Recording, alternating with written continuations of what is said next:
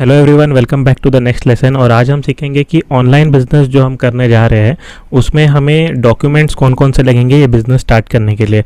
ठीक है, तो इसमें हम इन डेप्थ सीखेंगे कि किस तरह से क्या क्या डॉक्यूमेंट्स हमें रिक्वायर्ड होंगे, कौन कौन से डॉक्यूमेंट्स अभी हमारे पास है और कौन कौन से डॉक्यूमेंट जो है वो हमें अप्लाई करने पड़ेंगे। तो ये पूरा प्रोसेस जो है आज के सेशन में हम जो है वो कवर करेंगे। तो सबसे पहला तो हमें ये देखना है कि हम कौन से टाइप का बिजनेसेस करने वाले। जैसे कि ये जो कोर्स है इसमें 3 अलग अलग बिजनेसेस बताए गए हैं, जैसे कि एक रीसेलिंग है, एक अमेजोन है और एक होलसेल है। तीनों इंटरलिंक्ड है, एक दूसरे के साथ कनेक्टेड है। तो तीनों बिजनेसेस आप एक साथ भी कर सकते हो, एक एक करके भी कर सकते हो, डिपेंड अपॉन कि आप किस तरह से कौन सा बिजनेस जो है वो प्रीफर कर रहे हो। तो अब हम नेक्स्ट देखेंगे कि ये बिजनेसेस कौन कौन से टाइप के। तो सबसे पहला तो है हमारा रीसेलिंग बिजनेस। ये रीसेलिंग बिजनेस में विदाउट इन्वेस्टमेंट करके मैंने यहाँ पे लिखा हुआ है। विदाउट इन्वेस्टमेंट यानी कि जो कि हम रीसेलिंग करेंगे थ्रू रीसेलिंग एप्स, जैसे कि हो गया अपना मीशो हो गया, फिर ग्लोरोड हो गया और अपना शॉप 101 है। तो इन एप्स के थ्रू अगर आप करते हो तो आपको कोई भी डॉक्यूमेंट की ज़रूरत नहीं पड़ती है। इसमें आपको किसी भी प्रकार का पैन कार्ड, आधार कार्ड या जीएसटी नंबर लेने की ज़रूरत नहीं है। तो ये आपने नोट करना है। आपका डॉक्यूमेंटेशन का पार्ट कब आता है? जब आप रीसेलिंग विद इन्वेस्टमेंट करते हो,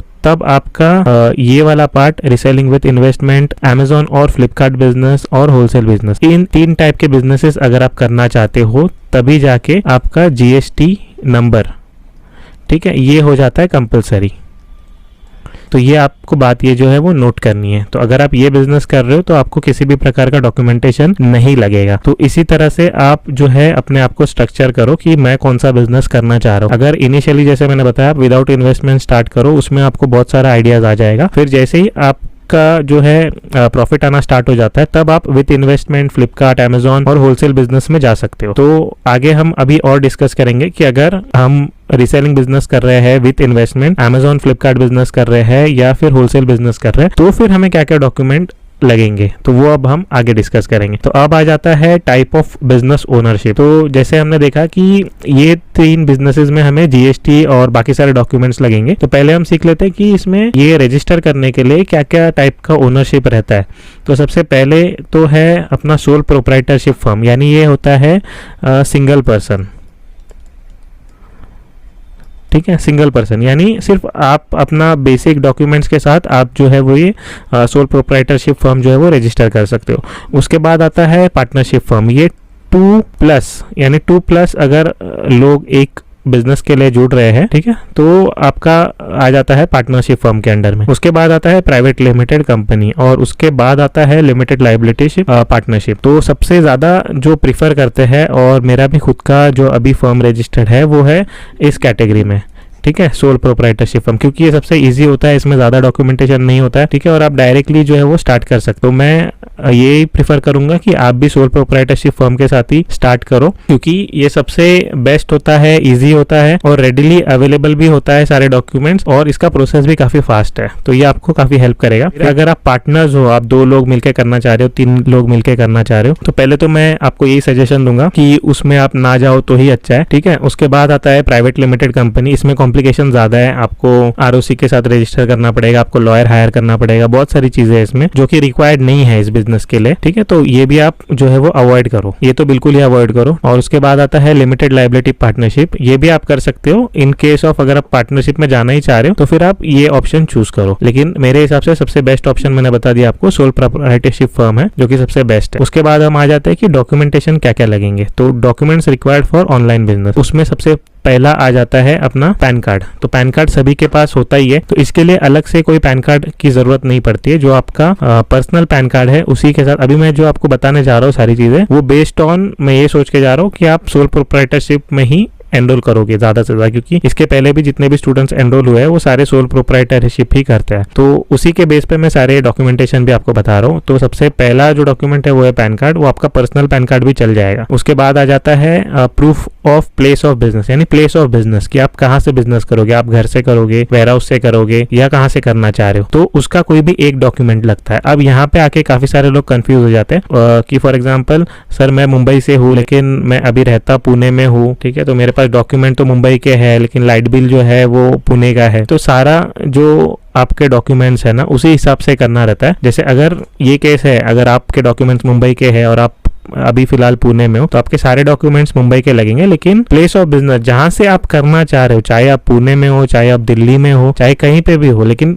आप बिजनेस जहां से भी करना चाह रहे हो वहां का ये सारे डॉक्यूमेंट्स लगेंगे। ठीक है, तो ये बात आपको ध्यान में रखनी है। तो प्लेस ऑफ बिजनेस क्यों इंपॉर्टेंट है? क्योंकि जब हम ऑनलाइन बिजनेस करते हैं तो फिर कुरियर डिलीवरी होता है और बहुत सारे अलग अलग चीजें होती है रिलेटेड टू दिस बिजनेस। तो जो भी कुरियर पिकअप होता है या जो भी वेंडर जो है डिलीवरी होता है वो आपके रजिस्टर एड्रेस पे ही करते हैं ज्यादा। ठीक है, और जो भी आप आगे जाके भी आप सीखोगे कि कुरियर पिकअप कैसे करना है, कुरियर में आपको कैसे अपने प्रोडक्ट जो है वो आगे शिपमेंट बना के भेजने हैं, तो वो सारा बेस्ड होता है आपके इसी एड्रेस पे कि आपने एड्रेस कौन सा दिया हुआ है। तो ये काफी इंपॉर्टेंट है, तो ये भी पॉइंट आप नोट करके रखिए। उसके बाद नेक्स्ट आता है थर्ड। तो थर्ड है हमारा आधार कार्ड। तो ये तो सभी के पास होता ही है, लेकिन एक चीज इसमें ध्यान देने वाली ये है कि आपको आधार कार्ड के साथ आपका मोबाइल नंबर जो है वो लिंक करना है, ताकि ओटीपीज और जब भी आप आगे जो रजिस्ट्रेशन होंगे तब आपको ओटीपीज आते हैं तो वो जो है वो आपके आधार के साथ लिंक्ड होता है। तो आपको आपका मोबाइल नंबर जो है रिसेंट वो आपके आधार कार्ड के साथ आपको मैच करना है। उसके बाद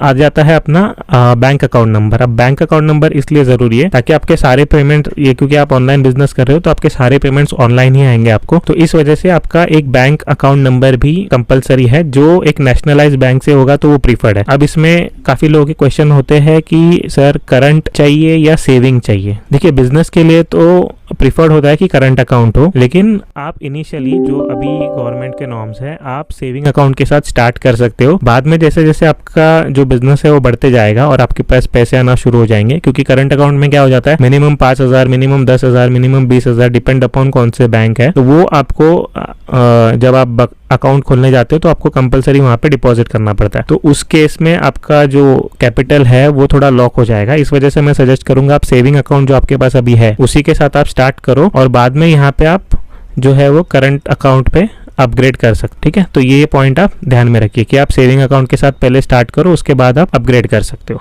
उसके बाद ये सारे डॉक्यूमेंट्स होने के बाद एक जो मेजर डॉक्यूमेंट हमें लगता है वो है जीएसटी नंबर। ये ऑनलाइन बिजनेस के लिए सबसे मेन डॉक्यूमेंट है, इसके बिना आप ऑनलाइन बिजनेस नहीं कर सकते हो। अब online business in the sense मैं कौन सा वाला कह रहा हूँ, जो मैंने यहाँ पे आपको बताया था, आप ये वाला बिजनेस विदाउट जीएसटी कर सकते हो, लेकिन ये सारे बिजनेसेस जो है जो मैंने मार्क किए हैं, मैं यहाँ पे फिर से मार्क कर देता हूँ 2, 3 एंड 4, इसके लिए जीएसटी कंपलसरी है। ठीक है, तो जीएसटी कंपलसरी होने की वजह से ये एक एकदम मेजर डॉक्यूमेंट हो जाता है। और इसमें भी दो टाइप के होते हैं, एक होता है रेगुलर और एक होता है कॉम्पोजिट। ठीक है, हमें जो जीएसटी नंबर चाहिए वो ये वाला चाहिए, रेगुलर वाला। रेगुलर वाला जो है वो ई कॉमर्स के लिए यूज होता है और उसमें भी एक स्पेसिफिक टर्म होता है। जब आप किसी भी सीए से ये करवाओगे, जीएसटी नंबर निकलवाओगे, तो उनको कहना है कि मुझे रेगुलर चाहिए लेकिन ई कॉमर्स के लिए।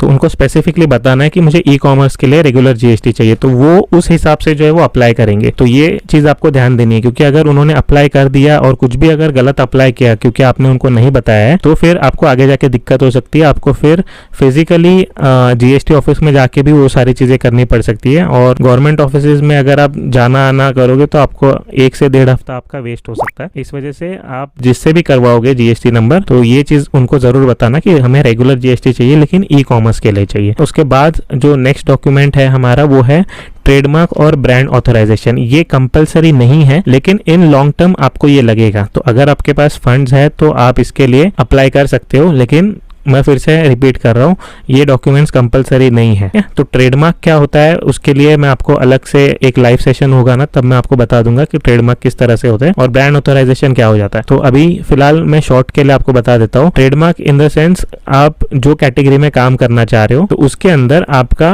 ट्रेडमार्क रजिस्टर्ड हो जाता है। कोई भी नाम जो आपका ब्रांड बनेगा आगे उसको आप रजिस्टर करा सकते हो, फिर वो नाम जो है कोई और यूज नहीं कर पाएगा। ठीक है, तो उसको ट्रेडमार्क रजिस्ट्रेशन कहते हैं और इस प्रोसेस के लिए 1 से 2 साल भी लग सकते हैं। और उसके बाद आ जाता है brand authorization. Brand authorization in the sense अगर आप कोई ब्रांडेड चीज बेचना चाह रहे हो, ठीक है, तो आप डायरेक्टली कहीं से खरीद के उसको बेच नहीं सकते ऑनलाइन। उसके भी कुछ लॉज है, उसमें से एक लॉ ये है कि आपको जिस कंपनी का आप सामान बेच रहे हो उससे आपको ब्रांड ऑथराइजेशन लेना पड़ता है, उसके बाद ही आप जो है वो सामान ऑनलाइन सेल कर सकते हो। तो वो एक तरह का लेटर होता है जो ब्रांड आपको प्रोवाइड करेगा अगर आप ब्रांडेड चीजें बेचना चाहोगे तो ये 2 चीज आपको ध्यान में रखनी है। उसके बाद एक समरी के तौर पे मैं बता दूं फिर से रिकैप कि कौन कौन से मेजर डॉक्यूमेंट्स है। जैसे मैंने बताया, सबसे पहला तो हमारा है पैन कार्ड, उसके बाद है हमारा प्लेस ऑफ बिजनेस, फिर हमारा है बैंक अकाउंट नंबर और लास्ट में हमारा है जीएसटी नंबर। तो ये मेजर जो 4 डॉक्यूमेंट है ये आपको लगेंगे। और एक जो है वो है आधार कार्ड, जिसके साथ आपका रिसेंट मोबाइल नंबर जो है या कोई भी मोबाइल नंबर जो आपके पास है वो लिंक्ड होना चाहिए, ताकि आप ओटीपी जो है इजीली प्रोवाइड कर सको जब भी एज एंड व्हेन उस ओटीपी का रिक्वायरमेंट होगा तब। उसके बाद आ जाता है कि ये ई कॉमर्स का जीएसटी रजिस्ट्रेशन आप कैसे ले सकते हो और कहाँ से लेना है,